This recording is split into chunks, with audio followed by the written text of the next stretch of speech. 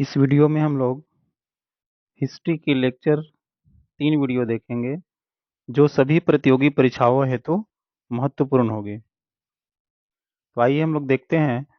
इस वीडियो में हम लोग भारतीय राष्ट्रीय कांग्रेस को पढ़ना स्टार्ट करेंगे। तो भारतीय राष्ट्रीय जो कांग्रेस है एक राजनीतिक दल है। यह एक राजनीतिक दल है और इसी राजनीतिक दल से भारत में राजनीति की शुरुआत होती है।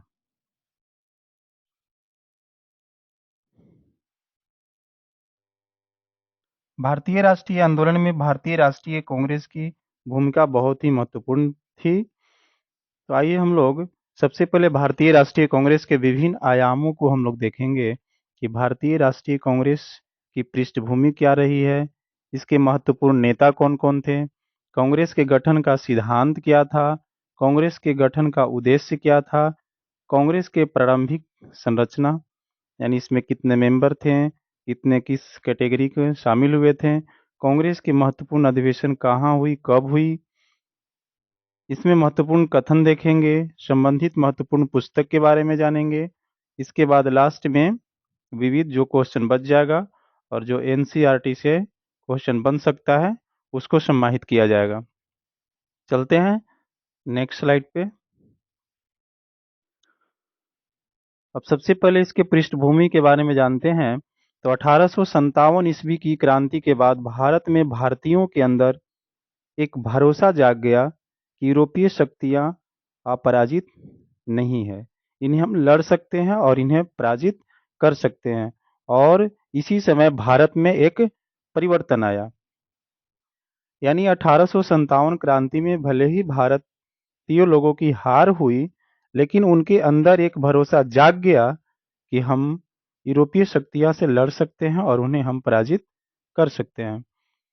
1857 ईस्वी की क्रांति के बाद एक नए वर्ग का आगमन हुआ और वे कौन वर्ग थे? वे ब्रिटिश शिक्षित भारतीय, यानी वैसे भारतीय जिनकी शिक्षा दीक्षा ब्रिटेन में हुई हो और जिन्हें मध्यम वर्ग के नाम से या बुद्धिजीवी वर्ग के नाम से भी जाना जाता था। जैसे महात्मा गांधी हो गए, दादा भाई नौरोजी, इन्होंने लंदन में पढ़ाई की। तो ऐसे ही बहुत सारे लोग थे, भारतीय लोग, जो ब्रिटेन में जाकर शिक्षा दीक्षा लिए। चलते हैं नेक्स्ट स्लाइड पे।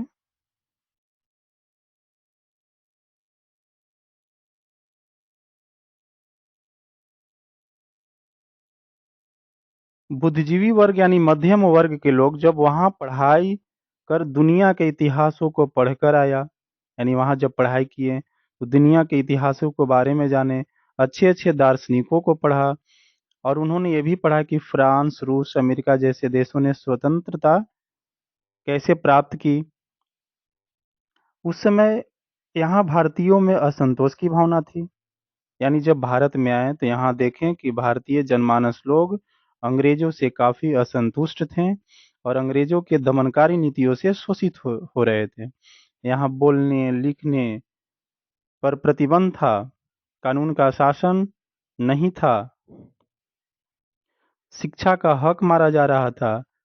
इस समय ब्रिटिश शिक्षित भारतीयों ने सोचा कि क्यों न हम भारतीयों के अंदर अंग्रेजों के विरुद्ध गुस्सा और नफरत पैदा करें, और उनके अंदर एक महत्वाकांक्षा भी जागी कि जब हम यहाँ के नेता बन जाएंगे। और मध्यम वर्ग के लोग अपनी राजनीतिक महत्वाकांक्षा की पूर्ति के लिए भारतीयों के जनमानस में राष्ट्रवाद की भावना भरी। यानी इन्होंने सोचा कि जब हम भारतीय जनमानस के अंदर अंग्रेजों के खिलाफ अगर गुस्सा भड़काएंगे तो उनके हम नेता बन जाएंगे और आगे हमारी राजनीतिक महत्वाकांक्षा की पूर्ति हो जाएगी और आगे चलकर राष्ट्रवाद का जन्म हुआ।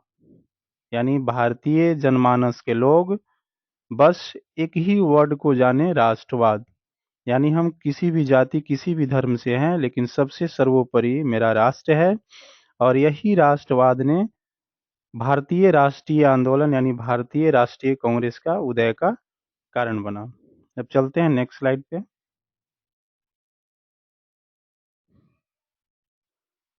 अब भारत में राष्ट्रवाद के उदय का क्या कारण था? अब यहाँ पर देखेंगे कि भारत में राष्ट्रवाद का जो उदय हुआ उसके कौन-कौन से कारण थे। तो सबसे पहला था प्रजाति विभेद की नीति, समाचार पत्र एवं पत्रिकाओं का प्रभाव, पाश्चात्य शिक्षा का विकास, विदेशी घटनाओं का प्रभाव, इल्बर्ट विल विवाद, लॉर्ड लिटन की दमनकारी नीतियां, संचार एवं परिवहन का विकास और बिगड़ती हुई आर्थिक दशा।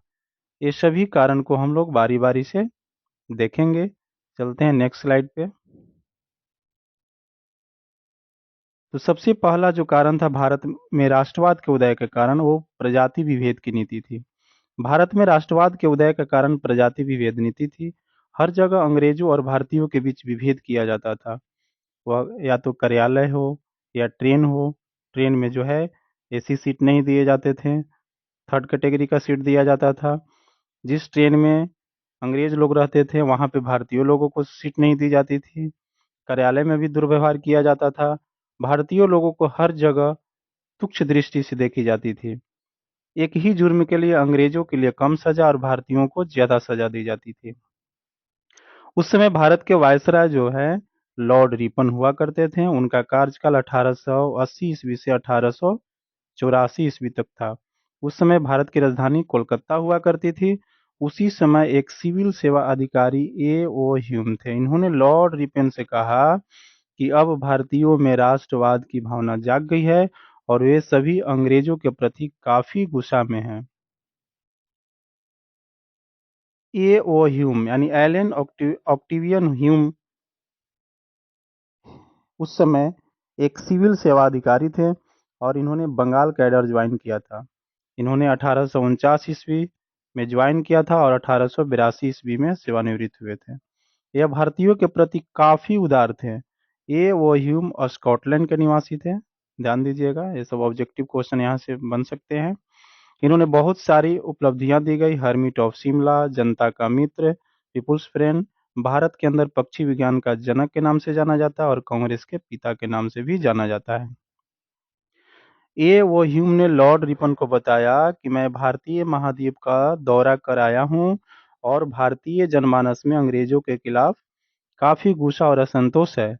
अंग्रेजों की नीतियों के खिलाफ है और वे सभी किसी भी वक्त भारत में बड़ी क्रांति ला सकते हैं, जो 1857 की क्रांति से भी बड़ी होगी और हमें भारत छोड़कर जाना होगा। ए वो ह्यूम ने कहा, ए यू ह्यूम को इसके बाद जो है ए वो ह्यूम को कहा, कौन कहा? वही लॉर्ड रिपन, उस समय का तत्कालीन वायसराय, कि ऐसा क्यों हुआ? तो अब उन्होंने कहा कि ब्रिटिश शिक्षित भारतीय लोग जो भारत लौट कर आए हैं वही लोग भारतीय जनमानस को भड़काकर अपनी राजनीतिक महत्वाकांक्षी की पूर्ति करना चाह रहे हैं। तब तत्कालीन वायसराय लॉर्ड रिपन ने कहा कि आप एक बैठक बुलाएं और उनकी राजनीतिक महत्वाकांक्षी की पूर्ति कीजिए। Thanks for watching my video. मेरी वीडियो अच्छा लगा हो तो आप और आपके लिए उपयोगी हो तो एक लाइक कर दीजिए और अपने दोस्तों के साथ इस वीडियो को शेयर कर दीजिए। इस चैनल पर पहली बार हो तो चैनल को सब्सक्राइब कर लीजिए और बेल आइकन को प्रेस कर दीजिए ताकि नेक्स्ट जो भी वीडियो अपलोड हो आपको तक सबसे पहले पहुंच सके। वीडियो देखने के लिए आप सभी को बहुत बहुत